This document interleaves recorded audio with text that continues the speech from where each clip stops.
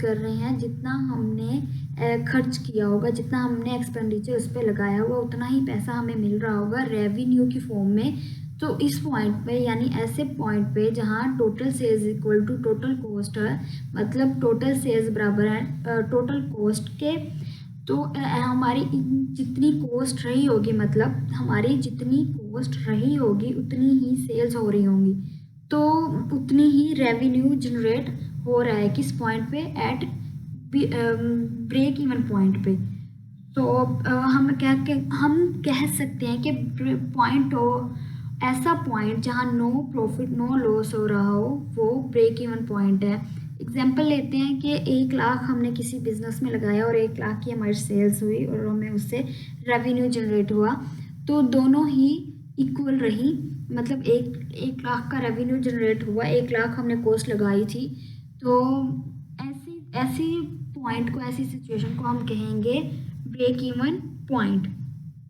मतलब ना तो प्रॉफिट हुआ है और ना ही लॉस हुआ है, इवनली ब्रेक है कॉस्ट और रेवेन्यू का, मतलब इक्वली ब्रेक हो रहा है कॉस्ट का और रेवेन्यू का। इसके अलावा ब्रेक इवन पॉइंट को इक्विलिब्रियम पॉइंट भी कहते हैं, क्रिटिकल पॉइंट भी कहते हैं और बैलेंसिंग पॉइंट भी कहते हैं। नेक्स्ट हम बात करते हैं ब्रेक इवन एनालिसिस के असम्पशंस के बारे में।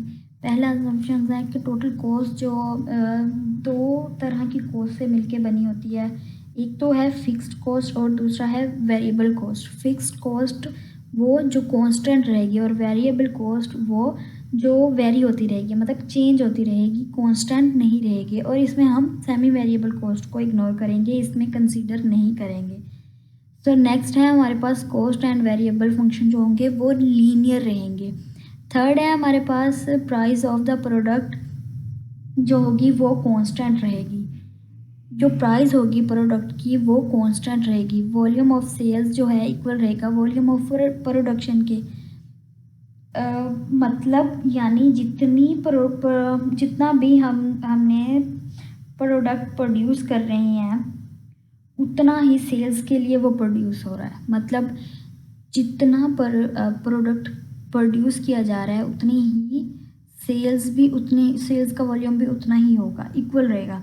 फिक्स कॉस्ट रिमेन कांस्टेंट, मतलब फिक्स कॉस्ट तो कांस्टेंट ही रहेगी।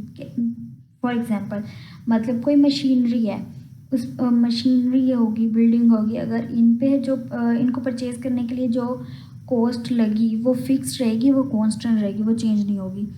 वेरिएबल कॉस्ट जो है constant rate of increase, constant rate increase करेगी।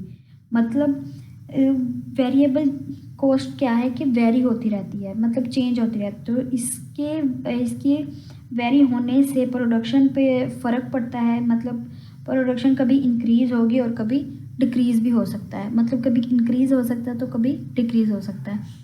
इसमें टेक्नोलॉजी और लेबर की एफिशिएंसी भी कांस्टेंट रहेगी, मतलब हमने जो मेथड यूज़ कर रहे हैं वो फ्यूचर में भी वो सेम रहेगा, वो कांस्टेंट रहेगा। ब्रेक इवन पॉइंट के फार्मूला देखते हैं हम कि fixed cost divide sales price minus variable cost, मतलब सेल्स प्राइस में से वेरिएबल कॉस्ट को माइनस कर देंगे और जो हमारे पास कंट्रीब्यूशन मार्जिन आएगा वो उसको हम डिवाइड कर देंगे फिक्स कॉस्ट पे। हम सेल्स प्राइस में से वेरिएबल कॉस्ट को जब माइनस करते हैं तो हमारे पास कंट्रीब्यूशन मार्जिन आता है, और कंट्रीब्यूशन मार्जिन को जब हम फिक्स कॉस्ट पे डिवाइड करेंगे तो हमारे पास ब्रेक इवन पॉइंट आ जाएगा। तो आप इन दोनों में से कोई भी फार्मूला यूज़ कर सकते हैं जो आपको इजी लगे। सेल्स प्राइस में से अगर वेरिएबल कॉस्ट को माइनस करेंगे तो डिवाइड फिक्स कॉस्ट पे करेंगे तब भी वही आंसर आएगा, और अगर कंट्रीब्यूशन निकाल के फिर फिक्स कॉस्ट पे डिवाइड करते हो तो तब भी वही आंसर आएगा।